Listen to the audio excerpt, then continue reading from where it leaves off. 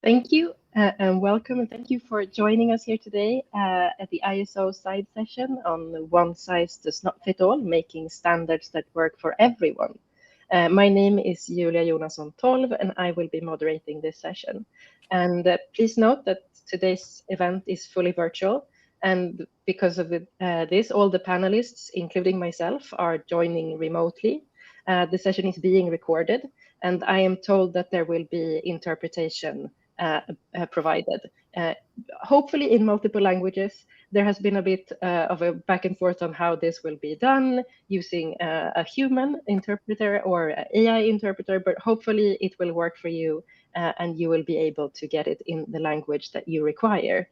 Um, I would also like to say before we start that we will be discussing issues of sex and gender today, gender equality, gender equity, and this is an issue that can be sensitive because there are so many social norms connected to sex and gender, and these norms will look a bit different depending on where you are in the world.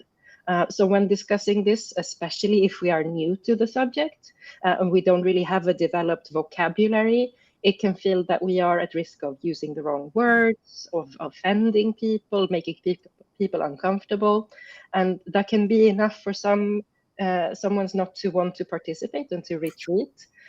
So for this session today, I ask you to be as generous as possible, listen in good faith, ask questions in good faith, because change is hard, and for the most part, change is uncomfortable. So if we are never uncomfortable, we are not changing.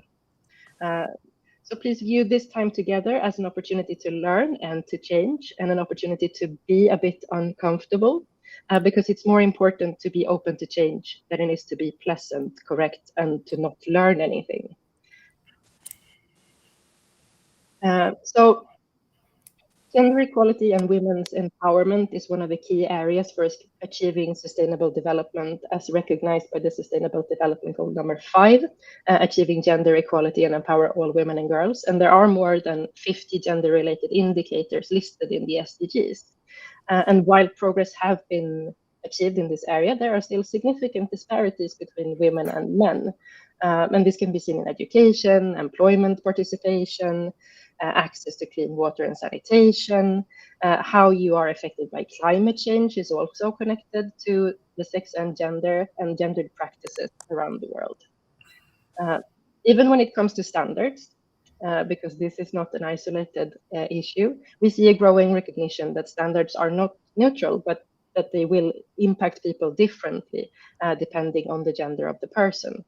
And this is why it's so important to make sure that international standards address the needs of all genders so that all people can benefit equally from standardization.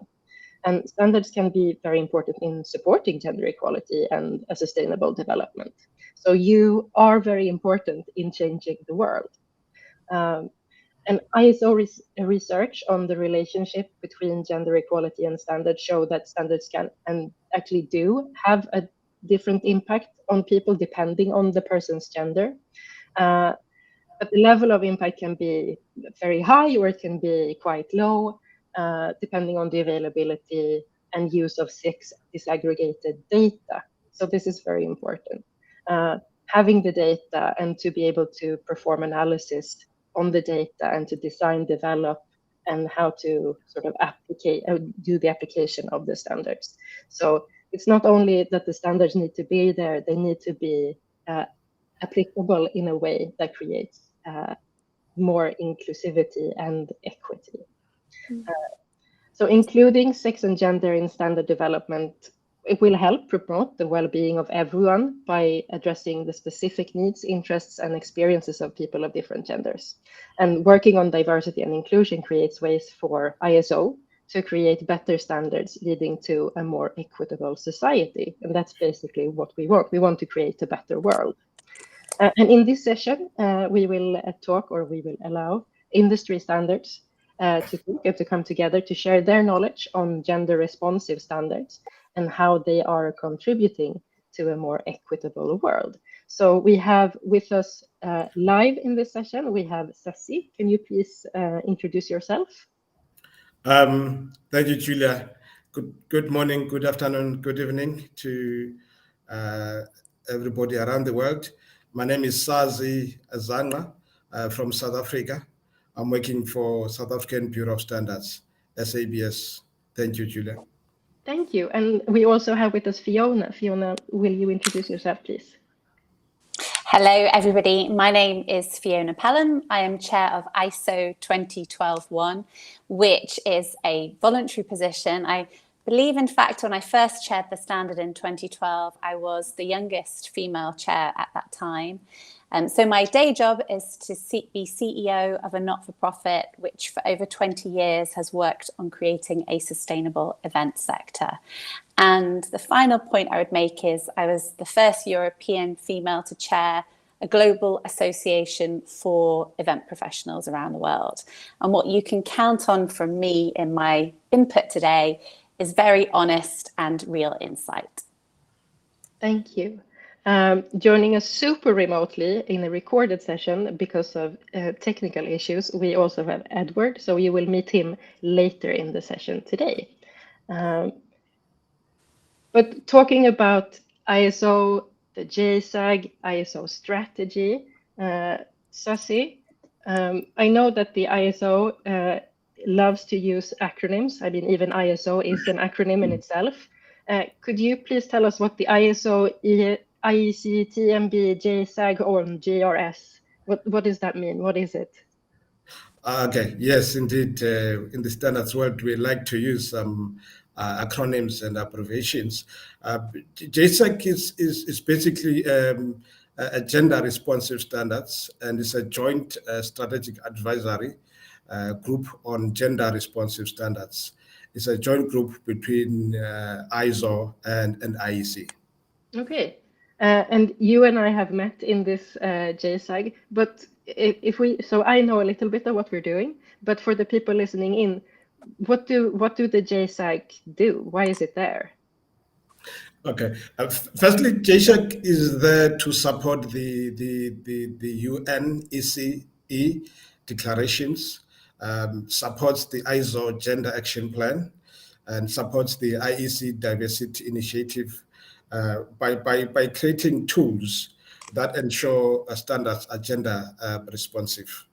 And also JSAG is working on tools and guidance to help ISO committees and the ISO communities around the world to understand and apply gender considerations in the entire value chain of the standards development process.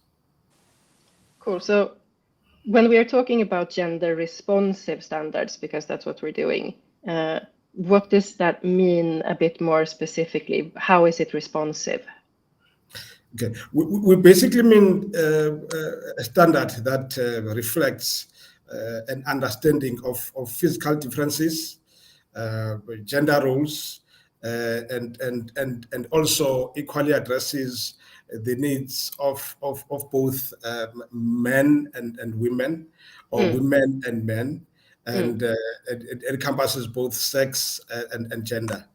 As you know, that there are biological realities that standard developers need to consider, as well as social and cultural constructs that define the roles and expectation for both men and women. And these biological, social, or cultural dimension have an implication for standards. So that's what GRS is meant to address. Cool. So we know, okay, so it's responsive, it takes into consideration all of these different aspects of how men and women, females, males are different, both biologically and culturally.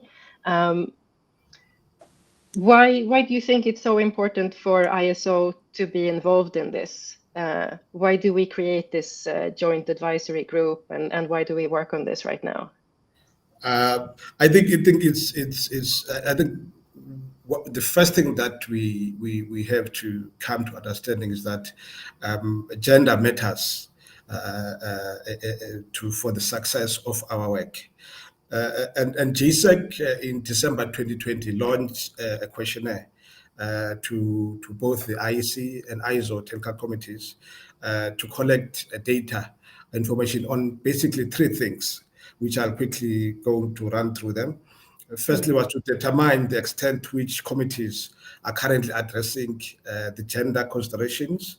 The second thing was to gather experiences and best practices from committees and countries who have considered gender in their work, that means their standard development process, and also to collect feedback on what type of guidance or committees will find helpful.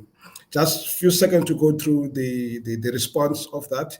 356 responses were received, and 25% indicated that gender has been considered in the work of their committees, while 75% do not consider the gender. So among 90 respondents that indicated that gender was a consideration, 23 said it was considered because it is accepted that gender, it is indeed relevant to our work. So lastly, among the 75% respondents who said that gender was not a consideration, 210 respondents said it was not considered because at the time it was not deemed to be relevant in the area or in the sector, whilst 128 respondents indicated that it was not raised by the members, means by the members of the committees, by the members of the committee. So these comments then necessitated the viewpoint that we need to go through the gender responsive standards.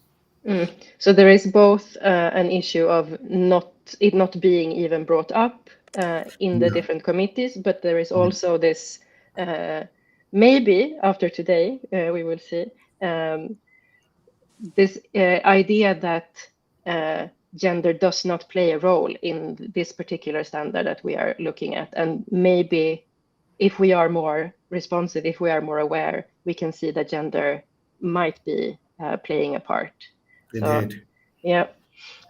So the JSAG, since it started, what are some of the deliverables? What are the results of this JSAG? Okay, I think there are two deliverables that the committee have to be really proud of. The first one is the development or establishment and publication of the guidance documents on the ISO/IEC gender responsive standards. So this guidance document has been developed as a guidance to on GRS for technical work, to ensure that the international standards, both ISO and IEC, provide equal benefit to all different genders, and also for technical committees to determine the extent of potential danger implication. And the example of that, the extent of if we are not really aware of the potential danger of implication, is an example of a study that was done in 2018. Where it was realized that gender does have an implication. The example is a cook stove fueled by solid fuels that is called dung and kerosene. It was determined that is a major contributor to indoor pollution. And indoor pollution is estimated to be responsible for 3.8 million premature deaths annually. So basically, women and children are disproportionately impacted by household pollution. So due to gender culture norms, women often spend more time on the food preparation, increasing their exposure to harmful pollution. So moreover, research has shown that due to biological differences, pollution does pose a great health threat to women than men because of the exposure in the kitchen. So in the cases of cook stoves, sex and gender differences put more women at risk than men. So that's why we have to be cognizant when we develop standards of this nature.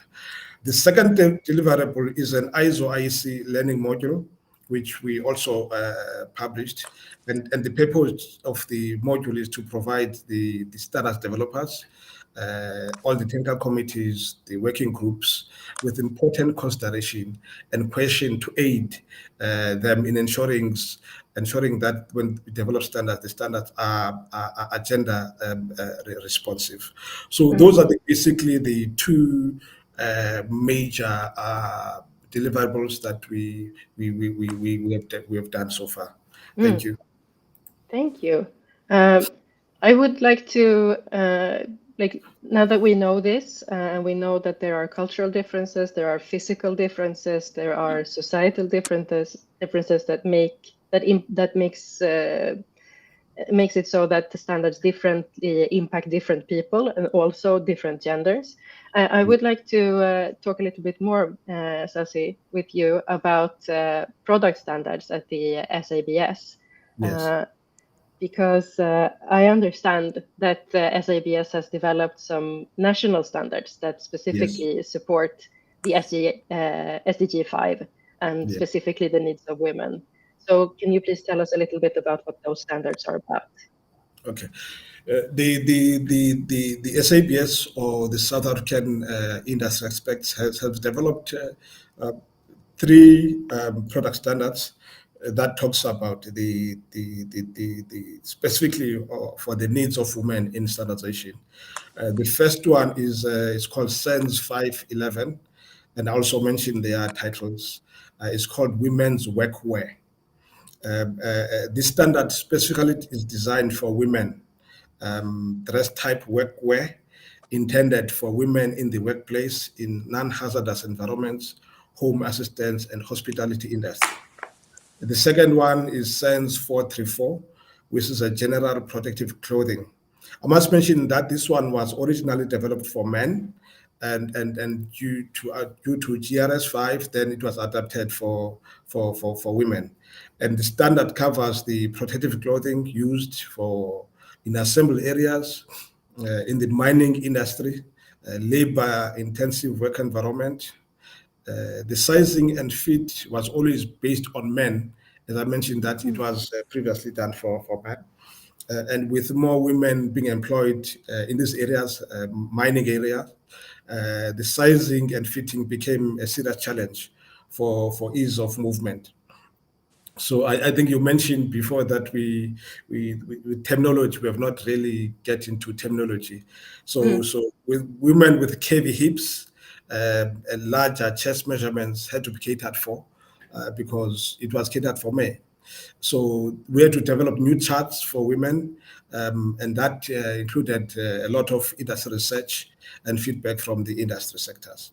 The third one, which we published in 2020, is SENS 1812, which one is a washable, reusable sanitary towels. I think this one is very close to my heart. This one was developed as a choice for women, as this will reduce cost during menstruation and offer a product that has a less impact on waste management when compared to disposable sanitary towels. The one that we're currently developing now is SENS 2084, which is a menstrual cups. This one is developed to provide a choice for women, and this will reduce cost during menstruation and offer a product that has less impact on waste management when compared to the normal disposable sanitary towels. So basically, these are the 4 product standards that we are busy with, or that we have published. So there are some that are specifically for a female body and data on that, and then there are these that are developed using maybe or using the male standard as a foundation. And I would like to talk a little bit about this SENS 434, where there was a male standard and you had to adapt for the female workers to make sure that they could also be protected while working in the mines. So you have 2 different standards and not one for everyone. So what were the discussions before that? What was the reasoning about or around creating 2 different standards instead of looking at one? I think the standards was developed as a result of market need from consumers, women and girls, and they were developed separately from standards for men. And as I said, mentioned, it was adapted for women. The reasoning for the revision was that the garments were tight fitting, and the hip and back rise height of the trouser were too small, and this did not offer comfort for women when they're at work, and in some cases was not presentable in the work area because it was not designed for women. And economics investigation was vital to ensure that there were no restrictions in the movement to carry out the functions of the standards. So that was the reason behind the standards. Was it very different working on one or the other, or were the foundations of creating the standards basically the same, just using different data? The process was the normal process, was not different. However, I think the participation in terms of stakeholder management and participation was slightly different than the previous one. So we were happy to see more women in mining being involved in this process, because we talk about the consumers and the users that are involved with the product. So to be involved in the process, which was very encouraging.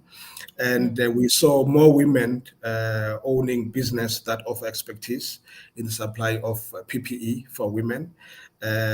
So that was encouraging. It took longer to develop the standards for main reason being the sizing, and a lot of research, further analysis and verification has to be taken into account. For example, generally, we take about 12 to 18 months to develop a standard, but this one took 24 months to develop the standards. So there is this an additional planning that you have to make sure that you have the time and you have the resources to actually create a new standard, because it is a new way of working. Yeah, indeed, and we were happy to do that, because we had to get more people that are involved as a user for that standard. We're happy to do that. Yes. So the plan going forward, are there because there are areas where women and men will be affected differently, working in the same area or with the same products, looking at the stove, looking at this protective wear. Does the SABS plan to continue to develop two standards, or are you looking more into like how do we integrate it into one standard? I think the SABS is not too restrictive. It's not too restrictive whether we develop two separate standards or have one standard, because we believe that it will entirely depend on the product, and also depend on the stakeholder and engagement.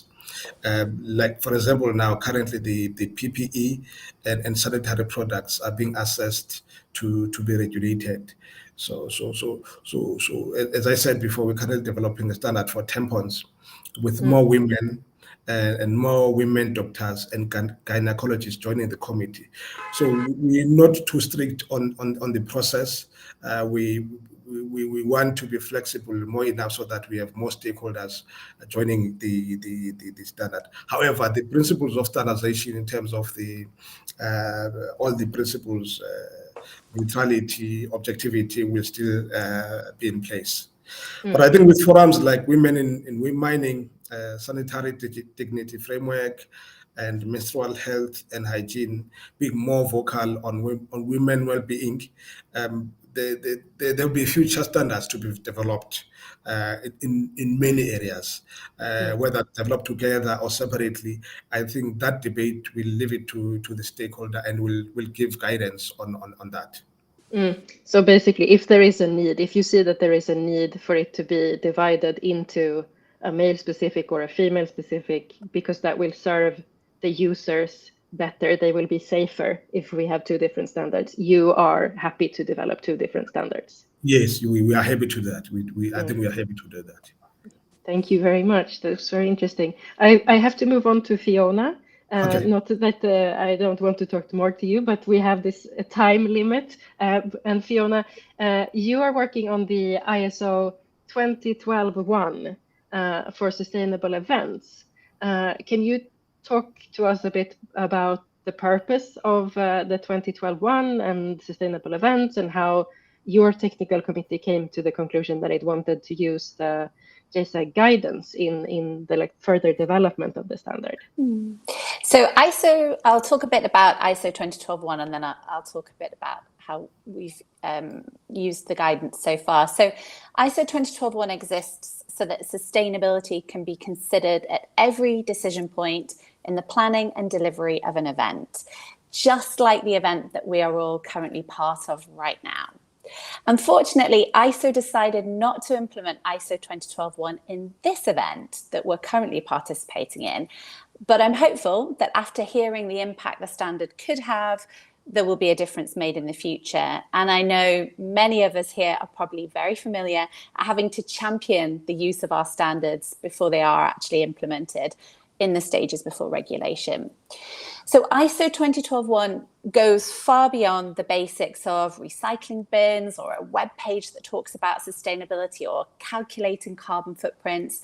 And it requires some honest conversations to identify issues with stakeholders, including the consideration of event legacy. Now, many of you will be aware, those of you watching live stream right now, maybe not so, but those of you who watch the replay tomorrow from Brisbane will probably know that Brisbane is going to host the Olympic and Paralympic Games in 2032. And the Olympics is an example of a major event that requires the implementation of ISO 20121 by the event organising committee.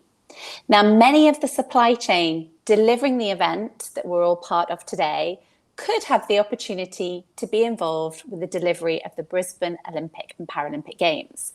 So one result with the implementation of ISO 20121 is making sure that all the stakeholders, including the supply chain, are involved. They contribute to say what the issues could be, education is shared.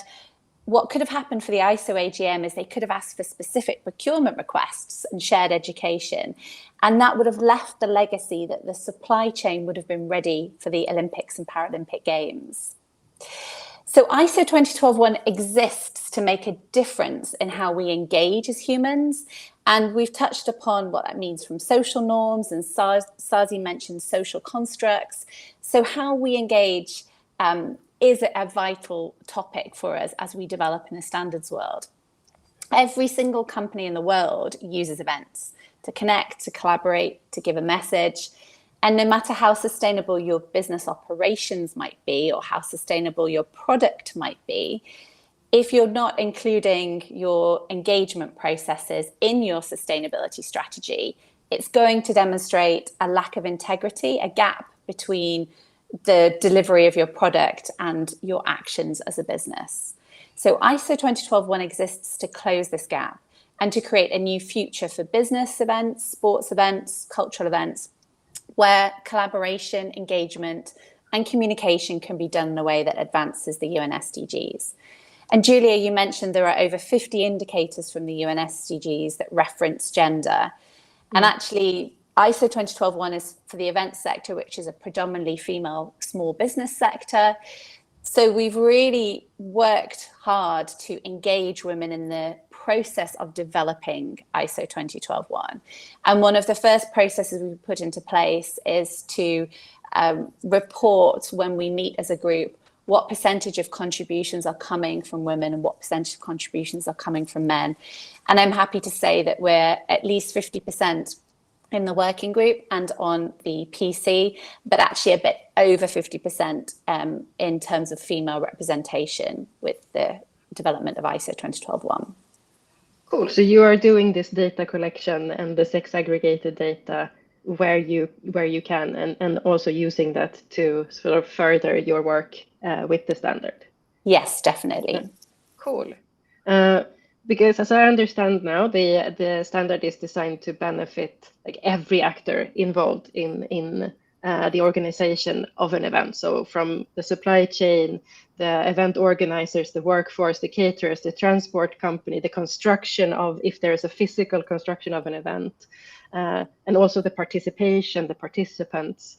So we have like two groups of users. We have the providers of the event and the attendees of the event. And in both of these groups, the percentages of women participation is on the rise, right? Yeah. So could you please talk about how you sort of cater to that? There's an honest conversation to be had here, and it's great that we're actually all part of an event right now, because we can consider this question right now, because we are all the consumers of this event. And we've touched upon this piece of social constructs and social norms, meaning that there's a normalized way that we absorb information or listen to people. And I'll give a very blanket example of that. If at an event you have an older white man talking, the majority of the audience will hear authority. If you have a younger female talking, the majority of the audience will hear naivety or lack of experience. So as consumers of the event, the first thing that we could be doing is questioning our own social norms and asking ourselves about the opportunity for inclusion and participation. This is SDG 16. So if we have a look around the room, so on the live stream, have a look in the chat. When you're in the room tomorrow in Brisbane, have a look around the room. Are you seeing familiar faces and feeling part of a community that you know?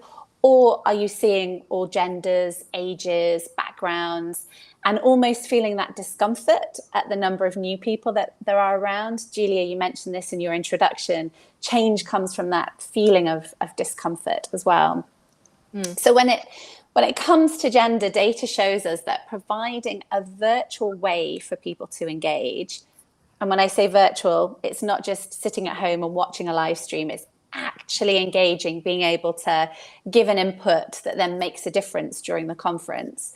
When you have that virtual way for engagement, it will increase female participation. There's some research I read in preparation for our conversation today from UN science conferences that has shown an increase in women attending.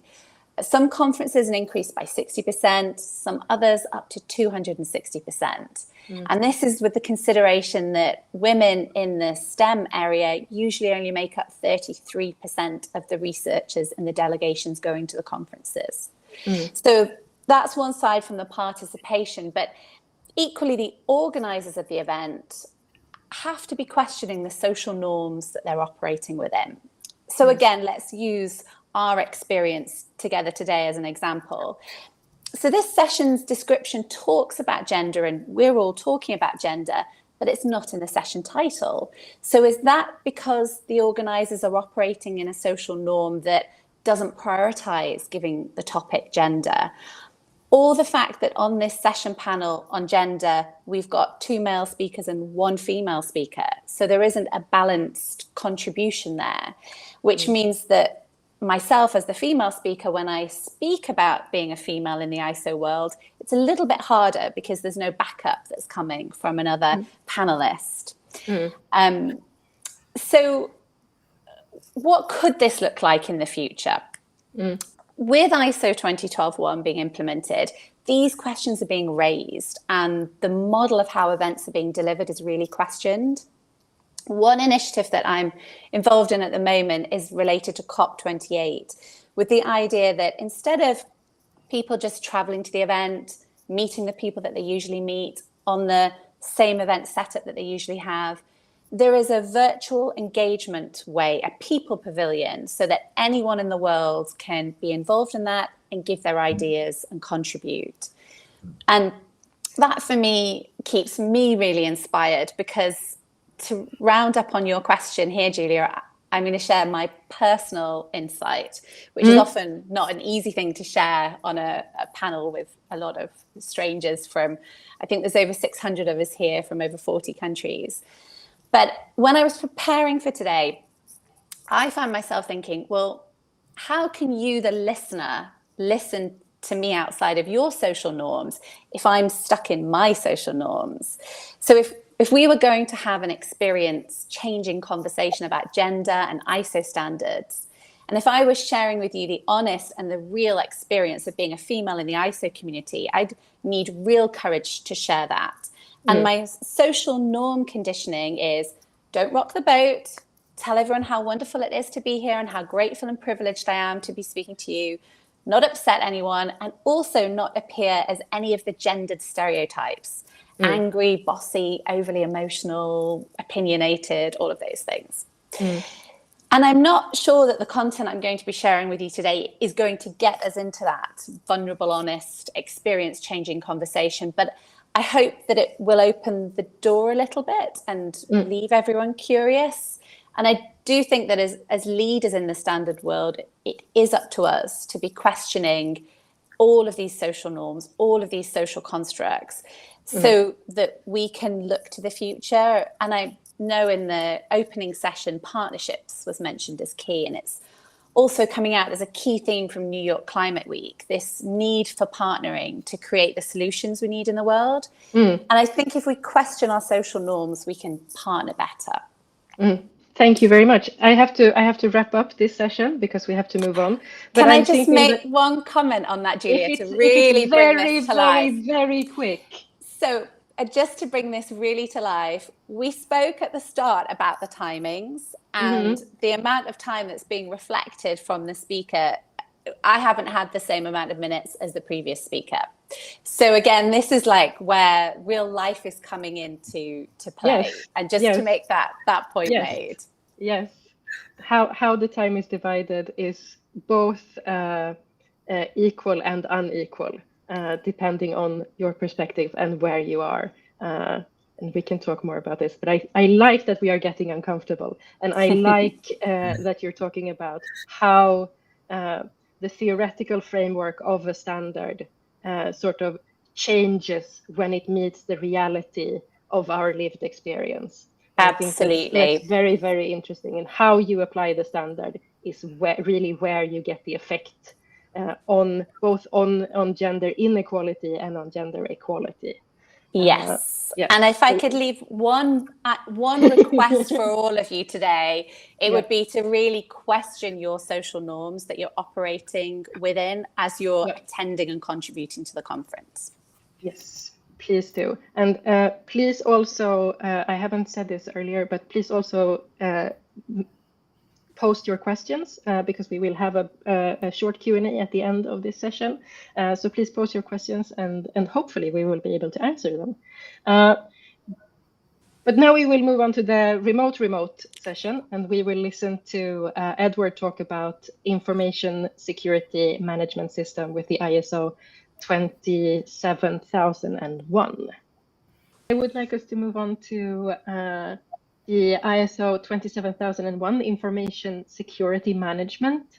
And looking at information security and cybersecurity, privacy, protection, and more, I would like to learn a bit more about how they relate to gender, because I guess that gender does matter also in cybersecurity, and it can influence our online behavior. It can determine access and power and be a factor in how we are made vulnerable when we are living our lives online and working online.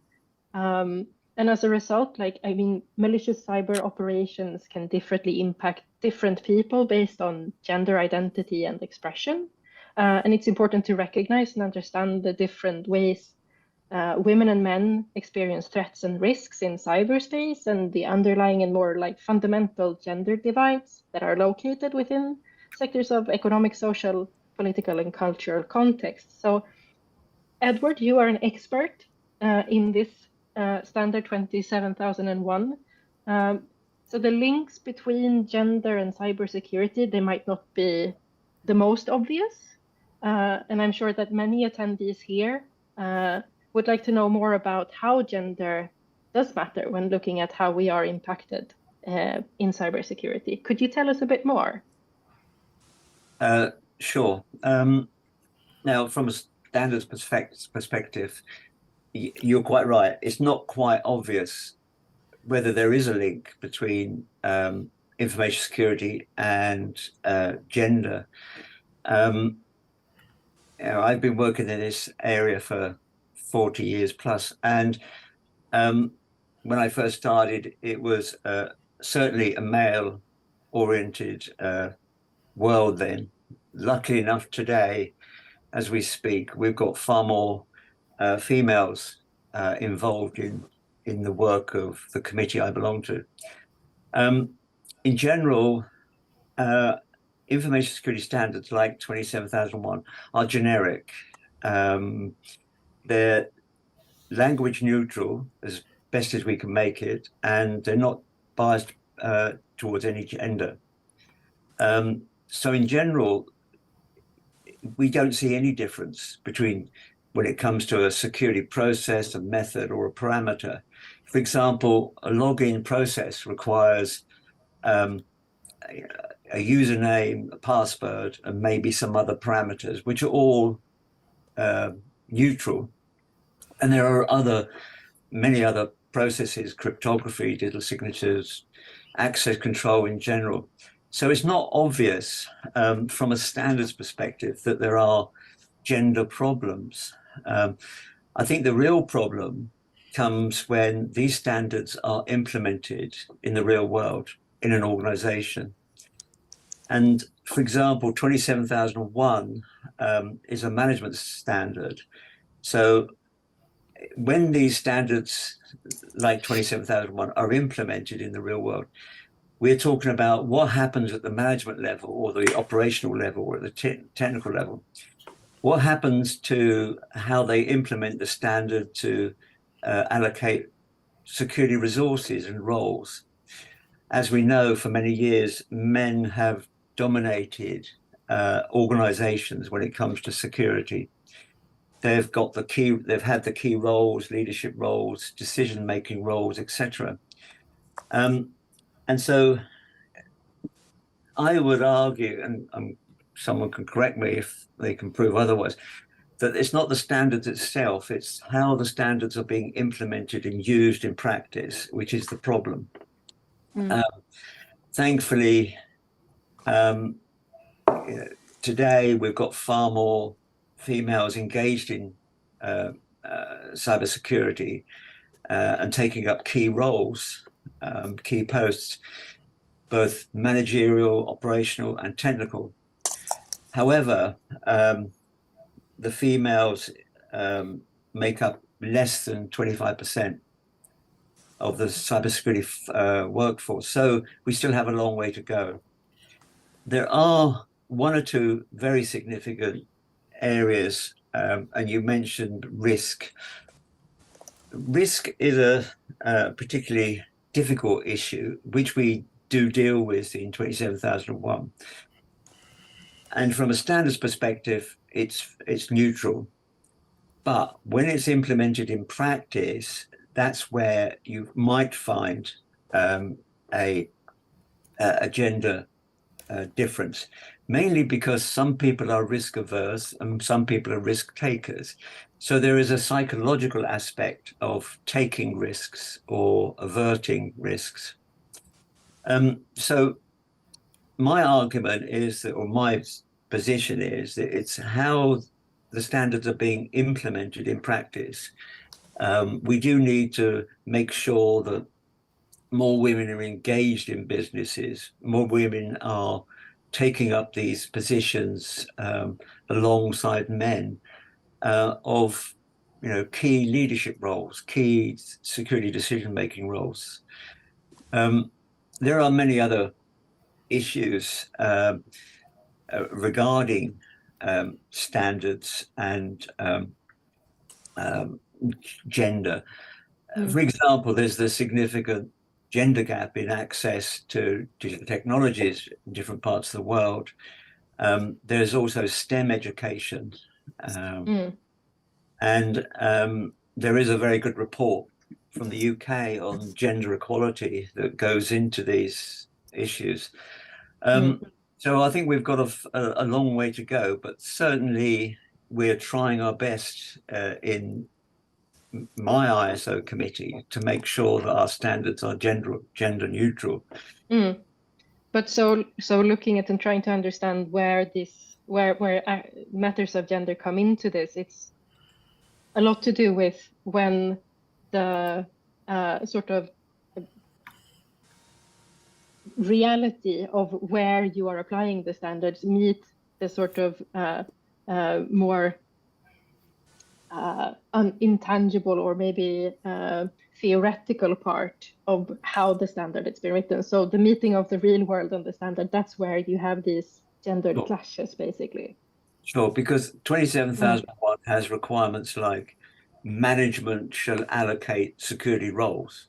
So it's management that allocates it. It's not the standard that allocates it. The standard just says what's got to be done. So in practice, whoever's the manager will allocate who gets the security roles. That's where you need gender neutrality. Also, setting up, key decision-making positions. Again, the standard says you need to make security decisions, but it's only in practice you decide who's going to make those decisions, and that's where it needs to be an equal balance in organizations. So when you look at like the future, because that's also important, so what are you doing in your committee to ensure that both women's needs and men's needs are being considered in the standards? Are you planning on using the guidance for gender responsive standards, or are you using other tools? We have taken that guidance and we've distributed it across the committee. We have an advisory group in our committee who's looked at this issue of gender, and we're trying to encourage through workshops more females to take up positions as project editors and officers, like conveners and so on. We did have quite a successful gender diversity workshop to spread the awareness in the subcommittee. So, we've been trying to start the process of promoting the importance of this project. We're also now going to establish a diversity officer, and we've had a call for nominations, and it's likely that this diversity officer will be in place before the end of the year. So we're trying to make sure that everybody is aware. And I can say that in our committee, about 27% of our experts are females. We've still got a long way to go, but we have got a reasonably, a good number compared with 40 years ago. So what I'm hearing is that you are using the time in the committee also to sort of change the reality of what the committee is and how it operates. In comparison to how you use the standards, you need to be aware of the reality of where you use the standards. You are now being aware of the reality where you are creating the standards. This is correct. And, we need to change not just the reality, change the mindset that this is an important issue. We've got to sort this out. And awareness is a key to all problems. Unless you make someone aware of the problem, they can't sort it out. So that's been our main goal for the last year in the committee, and we're going to continue this in the future. Thank you very much, Edward.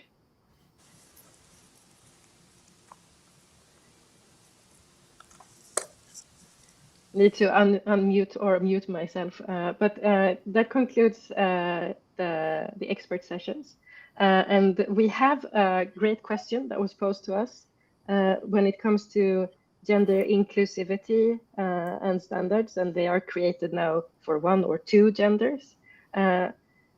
What is inclusivity if we create two different standards? Are they inclusive? Are they responsive? Are they aware when they are two? And should they maybe be one, or should we have two? I think, Sasi, you have been working with the two standards. So what is your sort of initial reply to, are they inclusive if we sort of have to separate them? Yes, thank you for that question. I think for me, it's yes, they are inclusivity, and also they are responsive to the gender responsive standards. Because before, more especially in South Africa, we've got more of a mining industry. So historically, mines were more for men. And now women are more getting involved in the mining industry. So the standards had to change to cater for women in the current setup. Let's make an example. Before, you will have safety boots that are designed for women, for men, not for women. So that has to cater in terms of the size and shape and the comfortability of the safety boots for women. Coming to safety boots again, most safety boots are heavy because we're designed for men, and more women find it uncomfortable. So you have more safety boots that can cater the women. Let's make example the issue of the what's called overalls or workwear. Protective gear is different to men compared to women because, as I said before, certain ladies have a bigger chest. I don't want to call it breast. Have bigger chest compared to women. Have caviar's body compared to men. So that's inclusivity. That's why I said earlier we're not really concerned about the whether you got one standard or two standards. We're concerned about does it cater for that. Fiona, what would be your way of looking at this? So I think we have some standards that are product, and obviously we're dealing with our physical differences. But then when I think about ISO 2012-1, it's talking about how we engage, how participation and inclusion happens. So I think that standpoint moves beyond male, female to everyone included, everyone's viewpoint, everyone's consideration, creating an event that includes everyone and everyone's voice is heard. So basically then to combine both of your answers, it's the result that you're looking for. Like, how do we create a world of inclusivity? Yes. A world of equity. Yes. And do we then, if we have to use two standards for one area, then we have to do that because the end result is what we're looking at, not how many standards or if there are two or one or included. But the end result is what's important. Cool. Just one more observation, and I think that also applies if you go to a retail shop. You'd find that the retailers have segmented as per can call it gender or their preference. You find that there's women's section, there's men's sections, there's girls section now, and there's boys section and children's sections. It does not necessarily mean it means that they cater for all the inclusivity, but more into different genders and sex. So yeah, it's the same with the timing that we have here. It can be equal looking at it from one way and maybe a bit unequal looking at it from another way, but the end result is what we're looking at, and the sort of world where everyone is able to participate is what we're working towards. Thank you. I know we have more questions, but we don't have time, and I am in charge of the timing. So I would like us to end on time and to let everyone sort of reflect before they move into the any new session that they are going to. So before we close, I would like to ask the panelists who are live here today, if there is a moment that you can share when you realize that gender matters not only in standards, but also in life. And Fiona, let's start with you.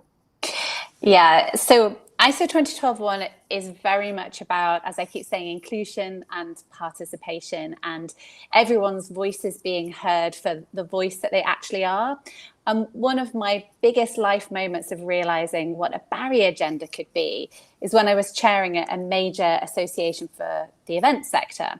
And I took a long time to write a blog, and I presented parts of that blog from stage at the general session. And 100% of the feedback I received was about my dress, my shoes, my hair. And it was from people who I knew well, and I knew they were saying, really, you did a great job.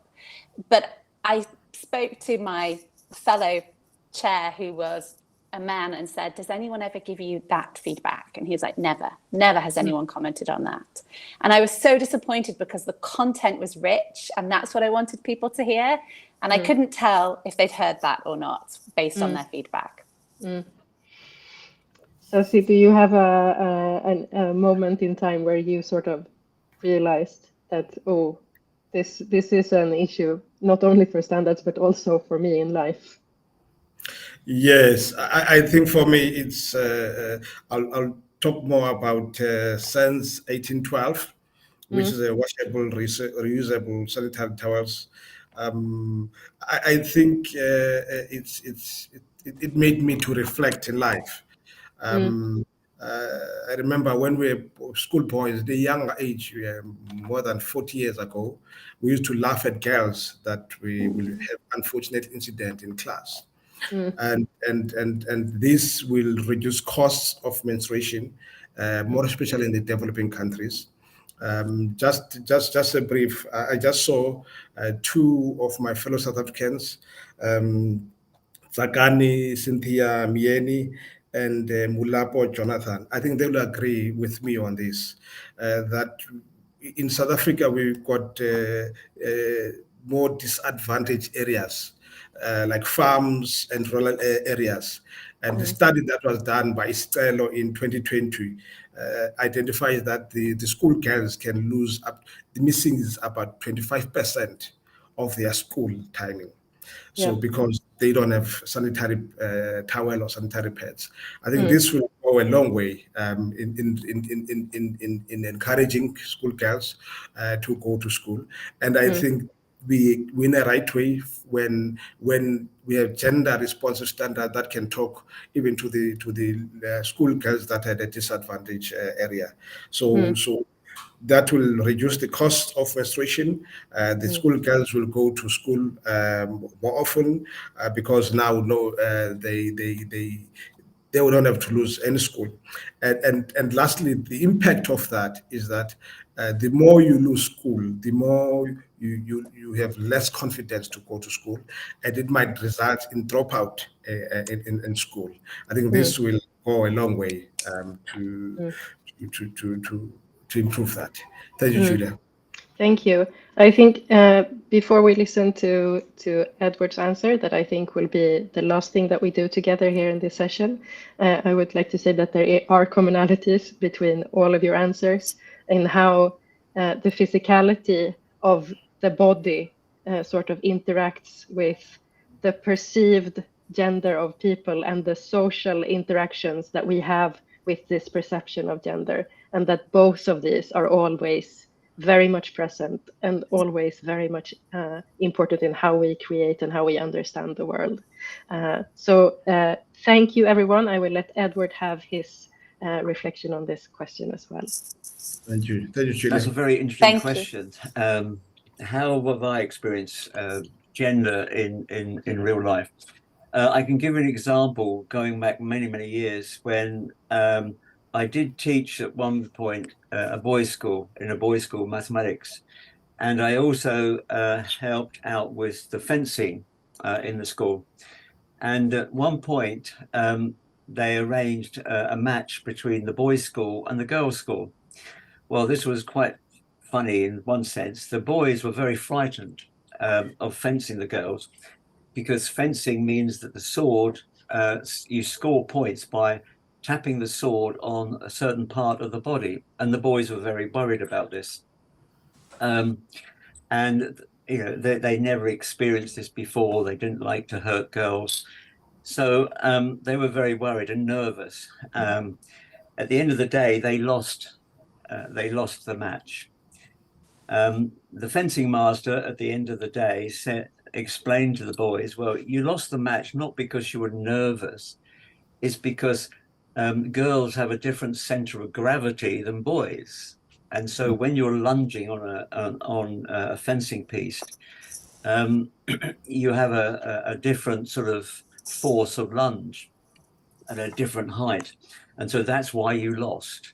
So that's one of my earliest experiences of knowing that there is a difference between males and females. And I understand that the same situation does apply to female football players and male football players.